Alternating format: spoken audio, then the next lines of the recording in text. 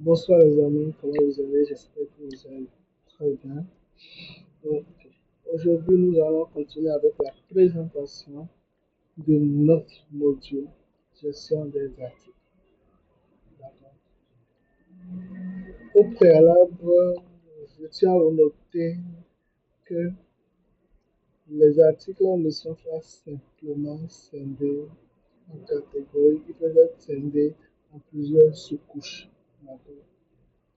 Donc, sans plus tarder, nous allons présenter l'interface de désignation des articles. Alors, dans notre précédente présentation, nous avions présenté les différents articles selon leur catégorie, leur affiliation et leurs besoins. Donc, ici, nous travaillons sur les catégories de la plomberie. Donc, il y a que quelques articles ou produits au niveau des catégories. Comme vous le voyez ici, j'ai créé dans chaque article avec la définition de son unité, de son prix d'achat, de son prix de vente. D'accord.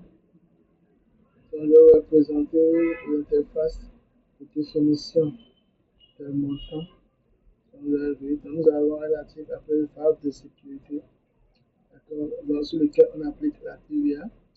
Le prix de vente minimum, le prix de vente maximum. Je vous ai expliqué en quoi c'est la différence entre un prix de vente minimum et un prix de vente maximum. D'accord?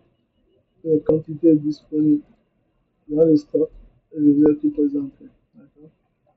Maintenant, ce qui sera intéressant de présenter ici est la définition de la tarification des différents articles par fournisseur.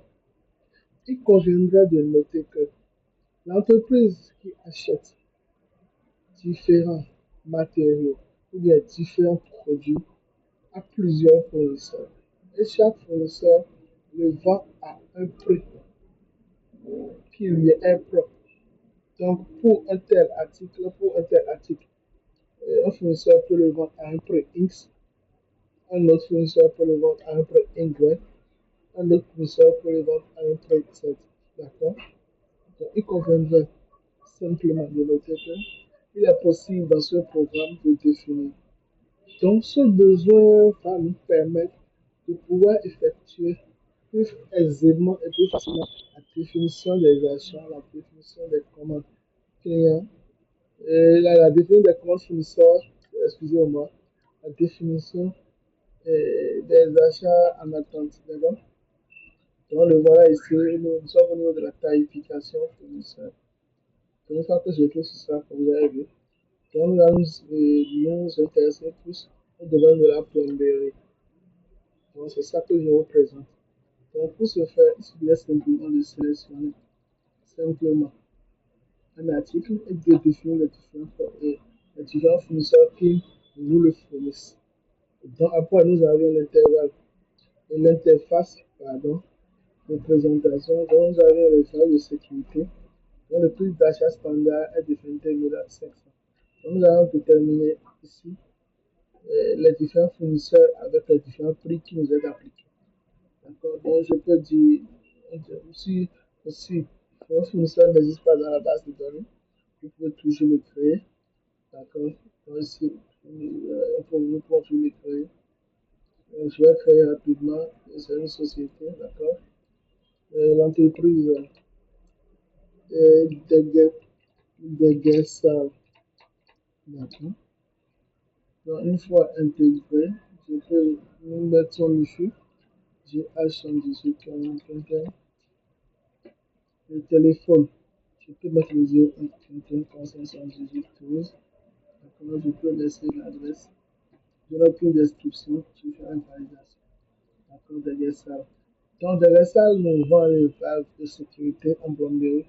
Nous supposons une fait la vente à 23 700, 23 600, d'accord.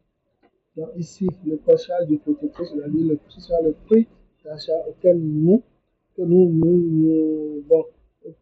nous nous identifions.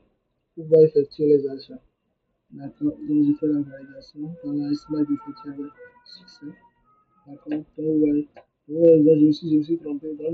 Donc, du fait que le prix d'achat étant été coché, donc le prix d'achat qui a défini. Donc, si ça y est, je vais voir si je peux modifier. Ok. 22 000. J'ai bien dit 22 600. D'accord. Je fais la validation. Dans la personne a été faite, comme vous avez vu. Donc, j'ai la possibilité de continuer à ajouter les fournisseurs.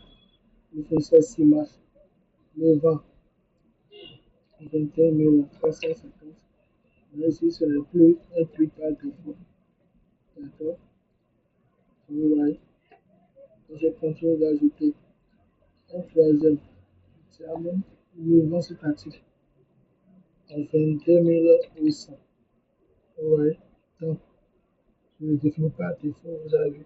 Automatiquement, c'est lui qui prend le prix par défaut qui est attribué au programme des achats. Vous voyez. Donc, je reprends rapidement en succinct la clarification ou bien l'élaboration de la clarification des articles à l'achat est définie suivant le prix de chaque fournisseur. D'accord. Donc, lors de l'achat des équipements ou bien lors de l'envoi d'une requête, c'est-à-dire d'une commande au fournisseur, on doit définir au préalable la tarification auquel ce dernier nous fait. Donc, il adresse, peut-être qu'il y aura des modifications à son niveau, mais c'est le prix auquel on s'entend qui est utilisé. D'accord. Donc, tous les fournisseurs ne peuvent nous faire au même prix. De cette façon, on connaît avec la marge tarifaire, la marge bénéficiaire et la marge fiscale. Donc, pour que toutes ces informations soient claires et nettes. D'accord. Donc, je vous remercie de nous avoir suivis et nous allons très bientôt continuer avec cette partie qui concerne plus précisément les produits et la gestion des différents articles. D'accord. Donc, une troisième partie qui sera définitive tout de suite. D'accord. Donc, on se dit à très bientôt et au revoir.